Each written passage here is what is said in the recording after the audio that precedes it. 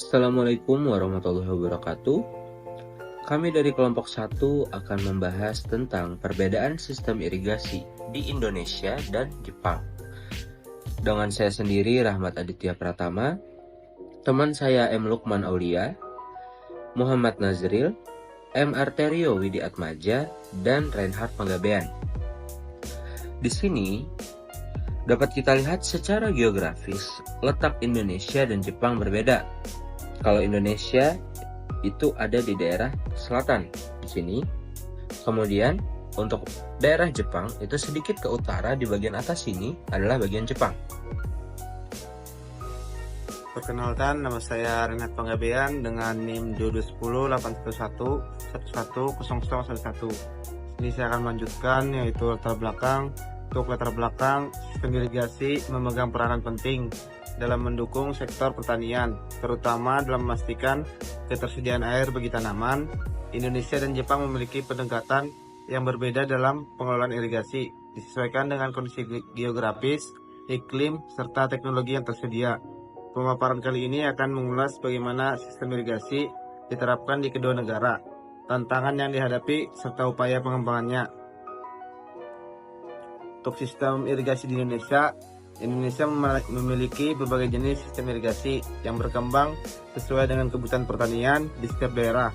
Irigasi teknis merupakan sistem yang dikelola secara profesional oleh pemerintah dengan memanfaatkan bendungan dan saluran utama.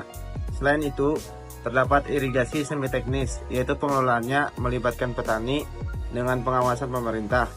Di beberapa daerah masih banyak ditemukan irigasi tradisional yang dikelola oleh masyarakat setempat, seperti sistem subak di Bali. Sementara itu, di daerah dengan curah hujan tinggi, petani sering mengandalkan irigasi tadah hujan yang bergantung sepenuhnya pada musim hujan. Selanjutnya itu ada tantangan sistem irigasi di Indonesia, yaitu yang pertama ada irigasi teknis. Itu dikelola pemerintah menggunakan bendungan dan saluran utama. Contohnya tersendiri adalah Waduk Jatiluhur. Yang kedua itu ada irigasi semi teknis, yaitu irigasi campuran pengelolaan petani dan pemerintah. Yang ketiga ada irigasi tradisional, yaitu irigasi yang dikelola oleh masyarakat lokal. Contohnya irigasi subak di Bali.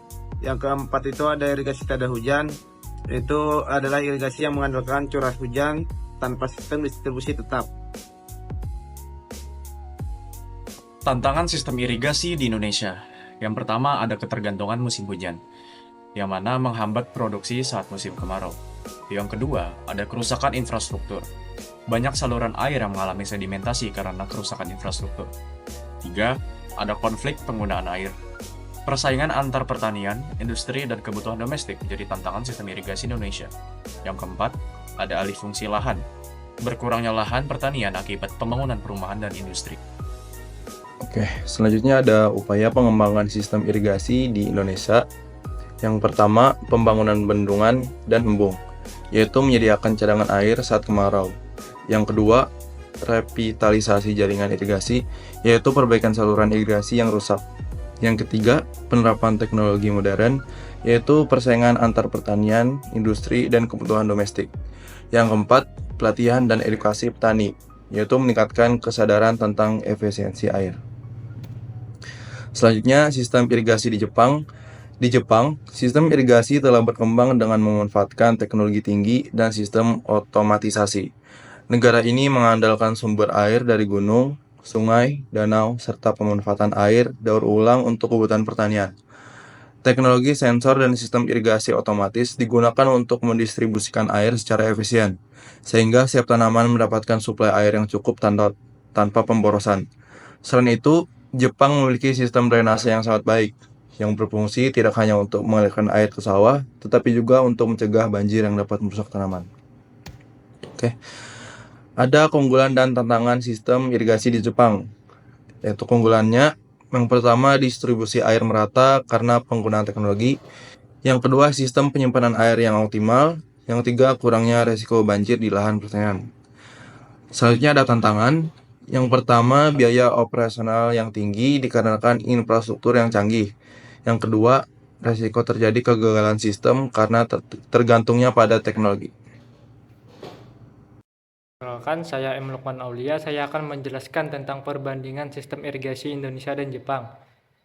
Pertama, dari aspek jenis irigasi, Indonesia meliputi tradisional dan teknis, sedangkan Jepang meliputi teknologi dan otomatisasi. Untuk aspek sumber air, Indonesia meliputi sungai, hujan, dan embung, sedangkan Jepang meliputi gunung, sungai, dan air daur ulang. Untuk aspek efisiensi, Indonesia meliputi bergantung pada musim, sedangkan Jepang sangat efisiensi dan terkontrol. Dari aspek drainase, Indonesia meliputi kurang optimal, sedangkan Jepang drainase yang sangat baik. Untuk aspek tantangan, Indonesia meliputi infrastruktur rusak, alih fungsi lahan, sedangkan Jepang biaya tinggi, ketergantungan teknologi. Selanjutnya tentang keunggulan dan tantangan sistem irigasi di Jepang. Yang pertama, distribusi air merata, penggunaan teknologi otomatisasi. Yang kedua, teknologi tinggi, sensor dan kontrol berbasis data. Yang ketiga, penyimpanan air optimal, yaitu waduk dan pengolahan air hujan. Yang keempat, alih fungsi lahan, berkurangnya lahan pertanian akibat pembangunan perumahan dan industri. Selanjutnya ada upaya pengembangan sistem irigasi di Indonesia. Yang pertama, pembangunan bendungan dan embung untuk menyediakan cadangan air saat kemarau. Yang kedua, revitalisasi jaringan irigasi untuk perbaikan saluran irigasi yang rusak. Yang ketiga, penerapan teknologi modern untuk persaingan antar pertanian, industri, dan kebutuhan. Selanjutnya, pelatihan dan edukasi petani meningkatkan kesadaran tentang efisiensi air. Kesimpulan, Indonesia masih menghadapi tantangan dalam infrastruktur dan ketergantungan pada curah hujan. Yang kedua, Jepang memiliki efisiensi tinggi berkat teknologi, tetapi dengan biaya operasional yang berat. 3. Indonesia dapat belajar dari Jepang dalam menerapkan teknologi modern dan meningkatkan manajemen air. Keempat, dengan inovasi dan peningkatan infrastruktur, sistem irigasi Indonesia bisa lebih berkelanjutan di masa depan. Terima kasih telah mendengarkan pemaparan kami. Mohon maaf jika ada salah perkataan. Assalamualaikum warahmatullahi wabarakatuh.